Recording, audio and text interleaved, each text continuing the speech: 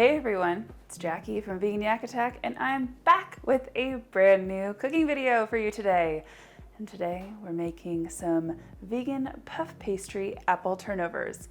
And they are supremely easy to make. They're so incredibly easy to make, honestly. I got not the overall idea. Turnovers are pervasive in the world of breakfast pastry, right? Also known as like apple flocks. I'm not sure how to pronounce that, but Dutch dessert, it's basically the same thing. So I had a very distanced coffee date with my good friend Michael from Monson Made This. You may have seen our video together. I'll link that up top right now. But our distance coffee date, I was like, I'm gonna make some snacks for us, and I thought, well, I have a ton of vegan puff pastry. I have a ton of apples. You know, I've been on an apple kick this season.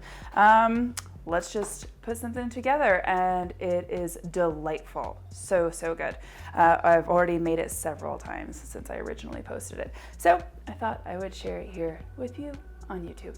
Now to get right into the ingredients, we have some apples. I prefer like a pink or yellow apple for this. You can use green if you want. It's just gonna be a different flavor, a little bit more tart. And then I have cornstarch, vanilla extract, turbinado sugar. I chose this because it's nice and coarse, so it is just beautiful on top of the pastry as well as inside. The flavor is good. You can also use light golden sugar or demerara. Demerara? I don't know how to pronounce that sugar, but you can also use that one. It's basically similar to light brown sugar.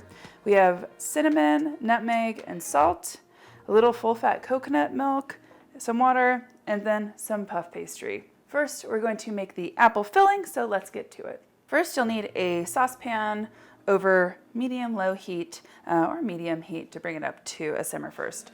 We're just going to dump all of our apples in here, plus our turbinado sugar. I saved this little bit over here for topping. And then we have half of the water in this. Our vanilla and our spices and salt. So we'll give that a little stir just to make sure everything's coated.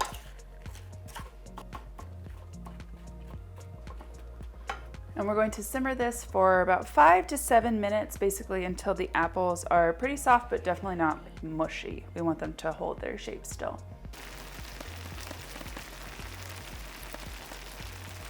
All right, it has been a few minutes and it smells damn incredible in here. These are definitely softer, not too much smaller. Making some squeaking with all that bubbling. So now what we're going to do is add our cornstarch into the remaining water. Oh gosh, got stuck, that was weird. Give that a little stir first to dissolve it. And then just add it in and quickly stir, because this will firm up very quickly because this pan is quite hot. Ooh, So basically, you can use this filling for like anything. I have a recipe for apple pie cupcakes that has a filling similar to this, and it's just in the middle of this like buttercream nest. So good. I'll link that in the description so you don't miss out on that. Now I want to turn this off. You see it's nice and thick. And now we can move this out of the way so we can prep our puff pastry. So first we'll need to dust our work surface with a little bit of flour.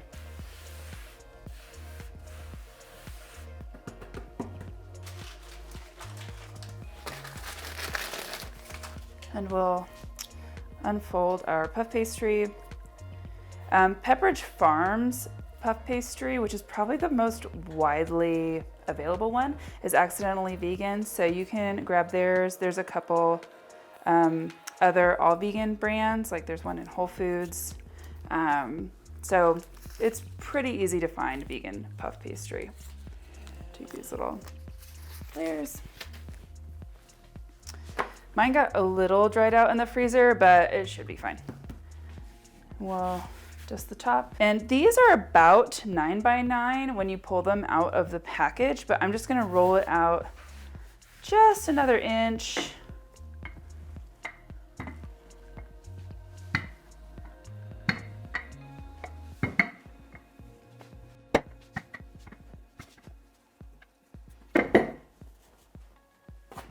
There we go.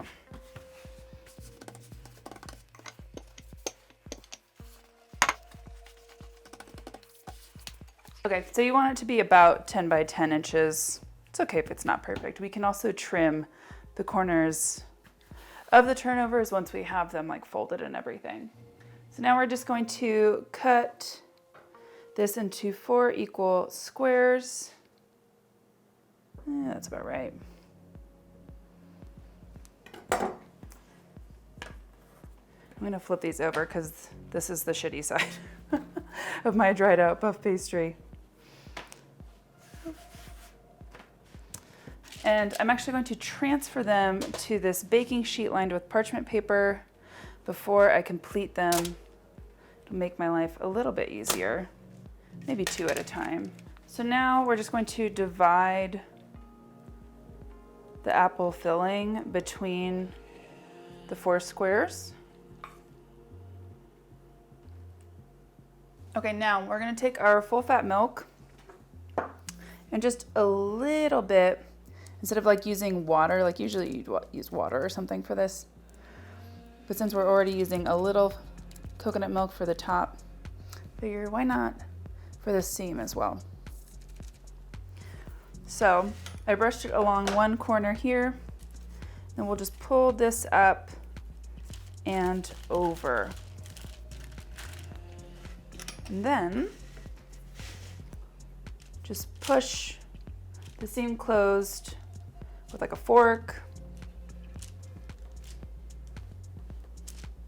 Oh, that dried edge is awful.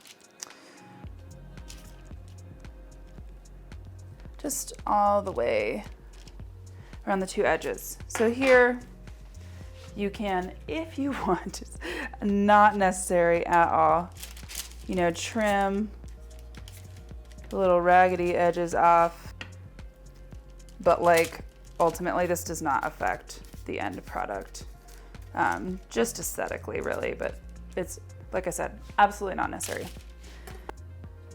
Okay, and then we'll repeat that with all of them. Okay, now that we've folded them all up, trimmed the sides a little bit, I'm going to cut little holes into the top because the filling will bubble a bit. Oh my goodness, I need a sharper knife, or I just need to sharpen my knife really. And now we will brush with the last bit of our coconut milk. And this I find with, like in combination with the turbinado sugar, just gives it the most amazing crust. It is just gorgeous, love it.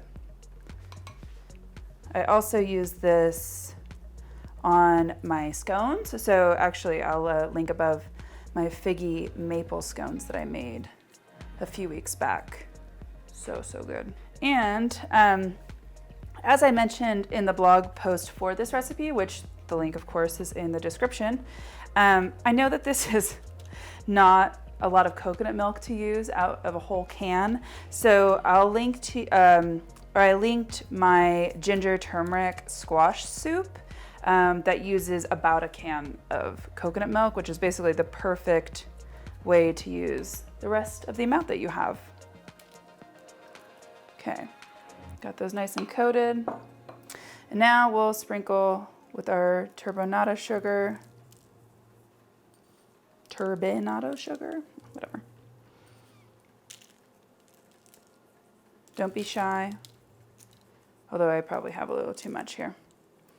In this rather, not on it. There we go. Very nice.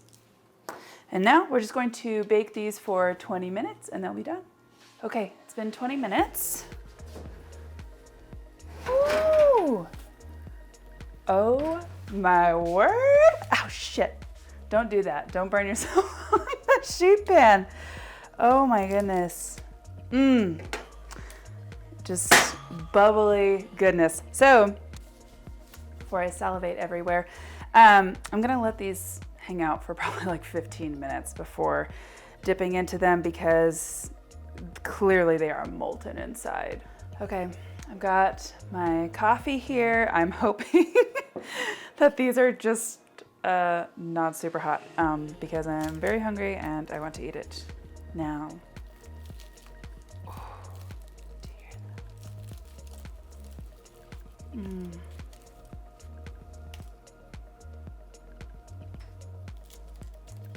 Oh my gosh, looks so good. All right, so crispy.